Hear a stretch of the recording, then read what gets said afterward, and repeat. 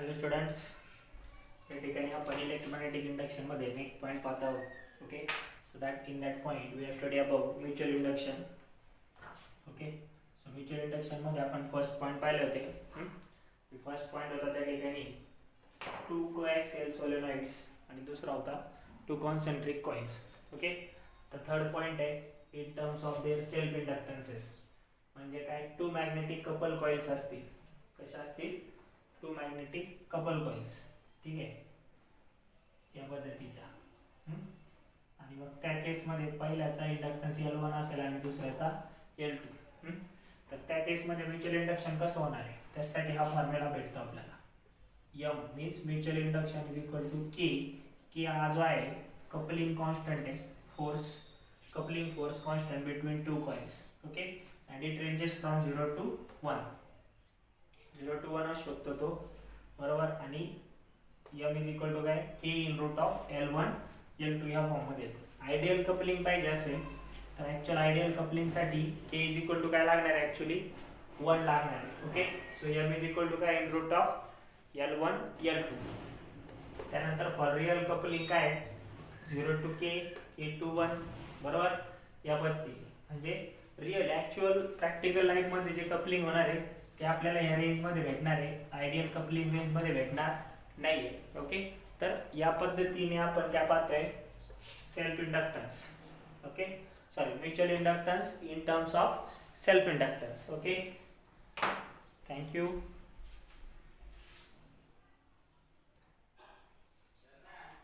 Okay, आता पुढे आपण पाहणार आहे टू कॉन्सेंट्रिक कोप्लानर लूपसाठी म्युच्युअल इंडक्शन.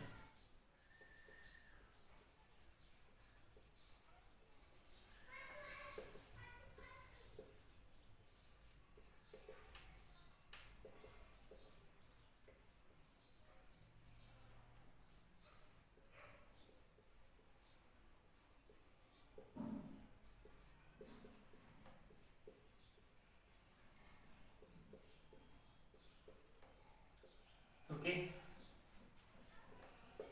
सो मग आता यामध्ये आपण काय करणार आहे, पहा इकडे व्यवस्थित.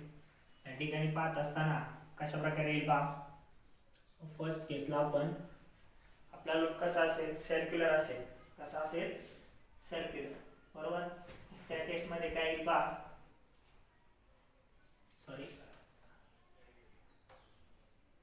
फर्स्ट केस येईल to concentric and coplanar loops. Okay, मग आता यामध्ये काय होईल, सर्क्युलर कॉइल असेल या पद्धतीची, बरोबर. कोप्लॅनर लूप्स आहेत ते. आणि त्या ठिकाणी जे आपलं लार्जर कॉइल आहे त्याचे रेडियस R1 असेल जे, आणि इनर कॉइल आहे त्याचे रेडियस असेल R2, बरोबर. आणि करंट जो पास होत असेल सपोज, तर या केसमध्ये म्युच्युअल इंडक्शन या पद्धतीने येतं, M is proportional to R2 square upon R1. ठीक आहे, तर लक्षात घेऊ शकता. ऑलरेडी आपण याच्याबाबत इक्वेशन बाबत डिस्कशन केले या टाईपच्या.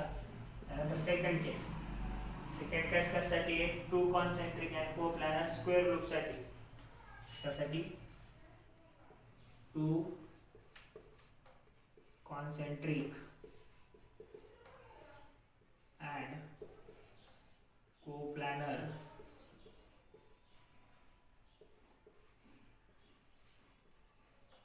Square loops.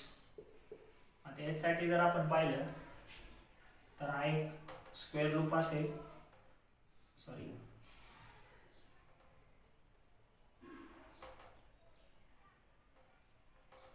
ठीक आहे, हा स्क्वेअर लूप असेल, त्याच्यामध्ये दुसरा स्क्वेअर असेल, टायनी स्क्वेअर. ठीक आहे, आणि जो इनसाइड स्क्वेअर आहे त्याची त्या ठिकाणी जी लेंथ असणार आहे एका साईडची ती B असेल, आणि आउटसाइड वाल्याची काय असेल, A असेल. तर त्या केसमध्ये त्या ठिकाणी आपलं जे इक्वेशन येणार आहे म्युच्युअल इंडक्शनसाठी, M is proportional to B square upon A या फॉर्ममध्ये येणार आहे. ठीक आहे, तर या दोन इक्वेशन तुमच्या लक्षात आले असतील.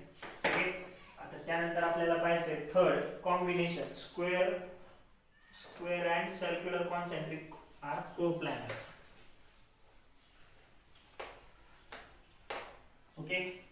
सेकंड वन काय त्या ठिकाणी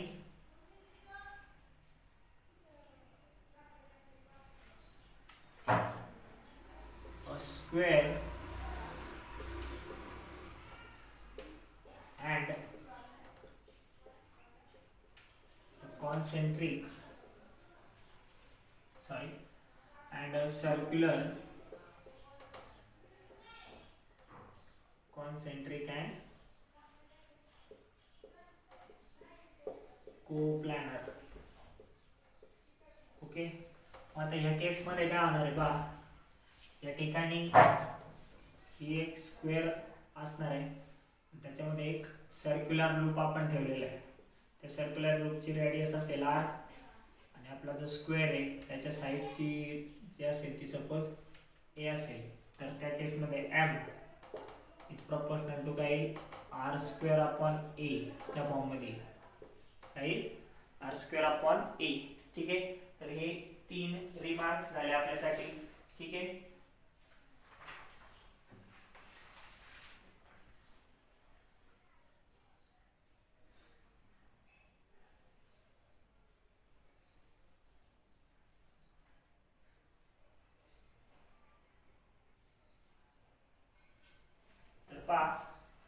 ओके, तर हे तुमच्या लक्षात आलं असेल.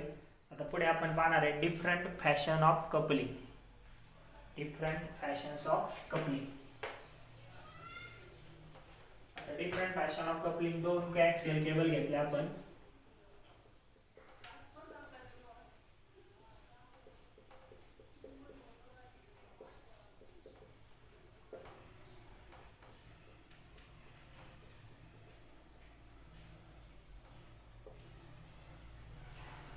डिफरंट फॅशन ऑफ कपलिंग मध्ये पहा, आपण काय केलं, दोन कोॲक्सियल हे घेतलं, कॉइल्स घेतल्या. फर्स्ट असेल आणि दुसरी त्याच्या आतमध्ये कोॲक्सियल असेल. तर ह्या केसमध्ये जी याचं जर म्युच्युअल इंडक्शन असेल L1 आणि याचं जर सेल्फ इंडक्शन L2 असेल, तर त्या केसमध्ये म्युच्युअल इंडक्शन येतं M is equal to L1 L2, बरोबर. आणि हा K काय राहतो, मॅक्सिमम इज इक्वल टू 1. कुठे, कोॲक्सियली. कसा असेल, कोॲक्सियली. ओके, आणि ज्यावेळेस आपण फेस टू फेस पुट करू, एअर गॅप असेल मध्ये त्यावेळेस, आणि फेस टू फेस पुट करू, तर त्या केसमध्ये K is varies between 0 to 1. K is varies between 0 to 1. Okay, so at that condition M is equal to what, K L1 L2, K L1 L2. ठीक आहे, तर या पद्धतीने तुम्हाला ठिकाणी काय करायचं ते सॉल्व करायचं. ओके, आता दुसरी कंडिशन, ज्यावेळेस ते एकमेकांना म्युच्युअली परपेंडिक्युलर असतील. कसे असतील, म्युच्युअली परपेंडिक्युलर म्हणजे कसे,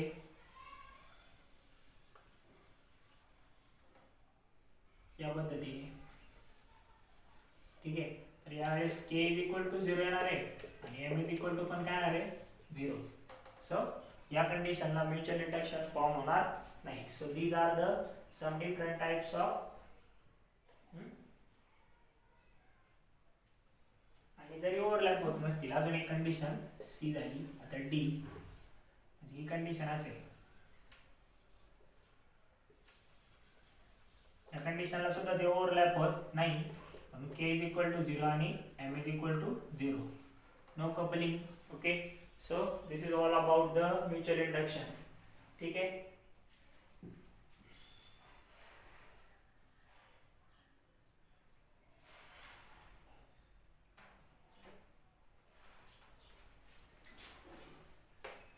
त्यानंतर आता आपण EMI चा सेकंड टाइप पाहणार आहे. आपण फर्स्ट टाइप पाहिला स्टॅटिक EMI. सेकंड टाइप पाहणार आहे आता periodic EMI. सो आता पिरियडिक EMI पाहत असताना काय करायचं आपल्याला, पाहिजे व्यवस्थित. पिरियडिक EMI मध्ये काय करणार आहे आपण,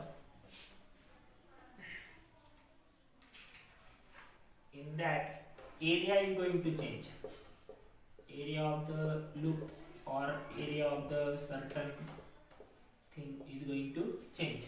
At that time we have got the change of flux and due to that there is a production of induced EMF बरोबर. आता ह्या केस मध्ये एखाद्या कंडक्टर मध्ये करंट फ्लो होत असेल तर मग त्या ठिकाणी आपण पाहतो आपलं F is equal to Q V bar cross P bar या फॉर्म मध्ये इक्वेशन येतं बरोबर चार्ज साठी. हा आणि आता आपला मॅग्नेटिक फोर्स झाला कुठला झाला मॅग्नेटिक फोर्स आणि दुसरा कुठला येतो इलेक्ट्रोस्टॅटिक फोर्स. तो काय E म्हणजे चार्ज जर इलेक्ट्रॉन असेल म्हणजे एखाद्या युनिफॉर्म फील्ड मध्ये इलेक्ट्रॉन जर काय होत असेल फ्लो होत असेल तर त्या ठिकाणी करंट प्रोड्यूस होणार आहे बरोबर. F इज इक्वल टू काय इथे E बार बरोबर इलेक्ट्रिक फील्डच्या फॉर्म मध्ये. कशाच्या फॉर्म मध्ये आलं मॅग्नेटिक फील्ड आणि हे इलेक्ट्रिक फील्ड. ठीक आहे. Fm इज इक्वल टू काय येतं Fe. Fm is equal to काय येतं Fe. ही जर कंडिशन या ठिकाणी पुट केली तर ह्या कंडिशन वरून काय भेटतं E bar is equal to E V bar cross B bar बरोबर. आता ह्या केस मध्ये जर आपण सिम्प्लिफाय केल्यानंतर आपल्याला काय भेटतं E get cancel so E bar is equal to ठीक आहे त्याला मायनस साइन आहे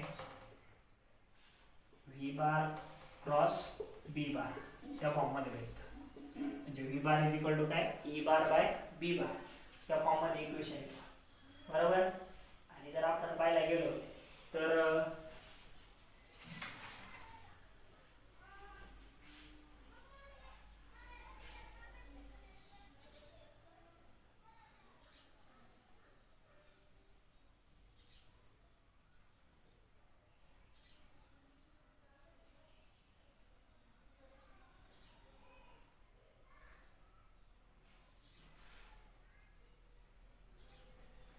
ठीक आहे.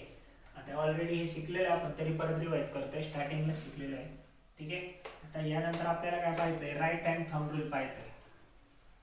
सॉरी हो फ्लेमिंग्स राईट हँड रूल. फ्लेमिंगला राईट हँड रूल कशासाठी पाहायचंय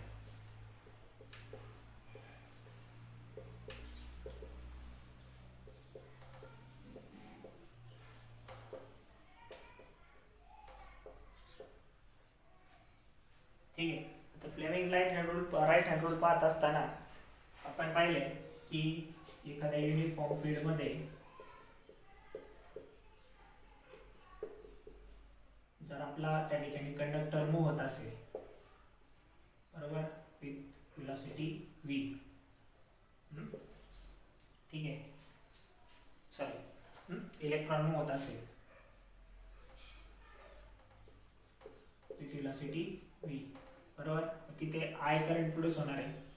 काय करंट प्रोड्यूस होणार आहे I बरोबर. आणि त्याचबरोबर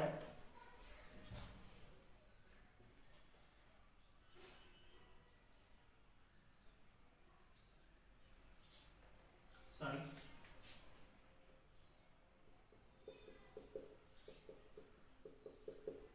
म्हणजे आपला कंडक्टर मूव्ह होत असेल मेकॅनिकल फोर्सने विथ वेलोसिटी v बरोबर. ह्या कंडक्टर मध्ये त्या ठिकाणी करंट I फ्लो होत असेल बरोबर आणि त्याची फील्डची डायरेक्शन मॅग्नेटिक फील्ड ही युनिफॉर्म असेल. ठीक आहे.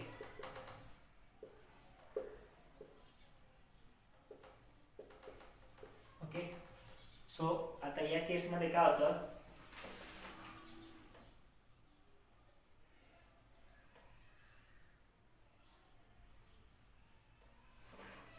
ओके. तर ह्या केस मध्ये काय होतं पहा पण फ्लेमिंग्स राईट हँड रूल पाहतोय. Fleming's right hand rule. So when we move the conductor in that manner what happens okay. So outstretched thumb show the direction of motion of conductor. So the direction of motion of conductor म्हणजे velocity direction दाखवतो बरोबर. त्यानंतर आपले जे four finger आहे four finger show the direction of field बरोबर and middle finger shows the direction of current बरोबर. काय सांगितले thumb in the direction of motion of conductor म्हणजे काय V बरोबर. त्यानंतर फोर फिंगर काय आहे in the direction of motion of in the direction of magnetic field म्हणजेच काय B बरोबर. अँड थर्ड वन काय for the middle finger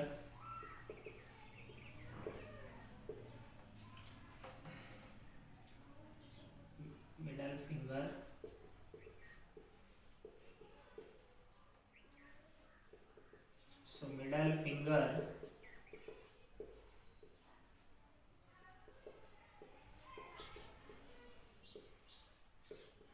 indicates the direction of high potential end HP. HP means काय high potential end or direction of induced current. Direction of induced current I. Okay. So या पद्धतीने या तीन quantity या Fleming's right hand rule मध्ये represent होतो. Okay. आता same rule आहे ह्याच क्वांटिटीज साठी, पण त्या रूलला दुसरं नाव आहे left hand palm rule. Okay. हा लक्षात आला असेल, लिहून घेतला असेल व्यवस्थित. तर ह्याच कंडिशन साठी दुसरा रूल कुठला आहे left hand palm rule. So left hand palm rule या पद्धतीने आपण घेणार, एक्सप्लेन करतोय मी.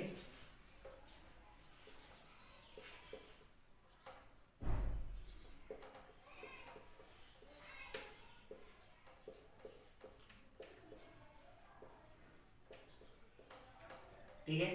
तर लेफ्ट हँड पाम रूल मध्ये पण काही थंब, फिंगर्स आणि पाम, डायरेक्शन ऑफ पाम. ठीक आहे. मग आता या ठिकाणी जर आपण पाहिलं थंब करंटची डायरेक्शन दाखवणार आहे, आपले जे फिंगर्स आहेत ते फील्डची आणि हे velocity of motion of conductor. ठीक आहे. आता या पद्धतीने लेफ्ट हँड रूल आपला लेफ्ट हँड पकडणार आहे बरोबर. So motion of our conductor is in this direction. Okay. So because of field is in this direction, field is in the direction of our outstretched fingers. Okay. Motion of conductor in the direction of palm and current is induced in the direction of thumb. Okay. So thumb indicates direction of current I. Okay. Outstretched finger indicates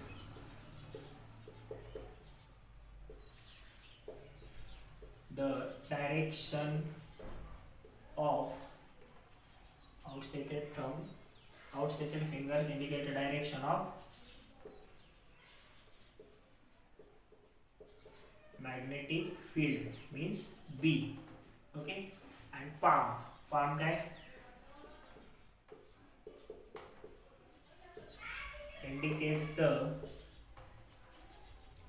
direction of motion of conductor. म्हणजेच motion ज्या direction होते ती direction कशाची असणार आहे velocity of conductor. बरोबर. तर या तीन क्वांटिटी या पद्धतीने लेफ्ट हँड पाम रूल साठी येतील. ऑलरेडी आपण हे रूल पाहिले तरी परत या ठिकाणी आपण पाहतोय. ओके. सो या पद्धतीने आता आपण या ठिकाणी पाहणार आहे motion of conductor in horizontal plain.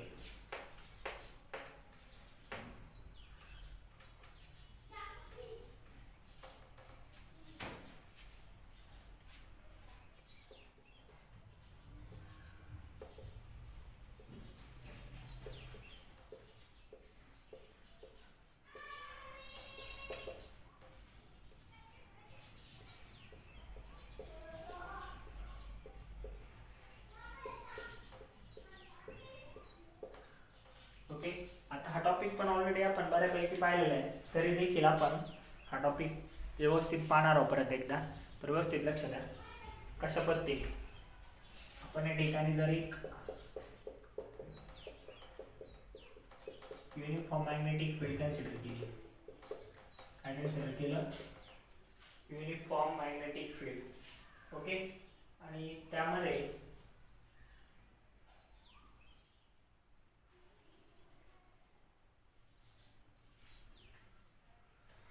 आपण एक रेक्टँग्युलर लूप पुट केला, बरोबर. त्याला लावतो ABCD आणि त्याचा CD जो आर्म आहे तो मूवेबल असेल आणि आपण त्याला मेकॅनिकली मूव्ह करणार आहे. कसं मेकॅनिकली म्हणजे हाताने किंवा आउटवर्ड फोर्स अप्लाय करून, बरोबर. आणि याच्यातून त्या ठिकाणी काय होतंय, करंट I पास होतोय. काय पास होतंय, करंट I पास होते.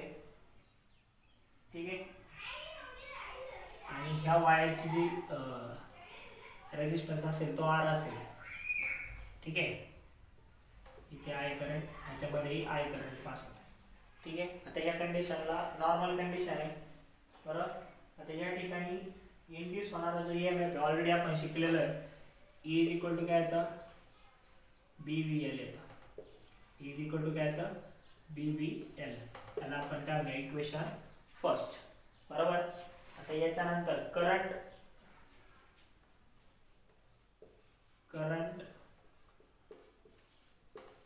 Through the circuit. Current through the circuit काय येतं, I is equal to E by R. हीची व्हॅल्यू काय, BVL अपॉन R या पद्धतीने. ठीक आहे. ओके, सो मग आता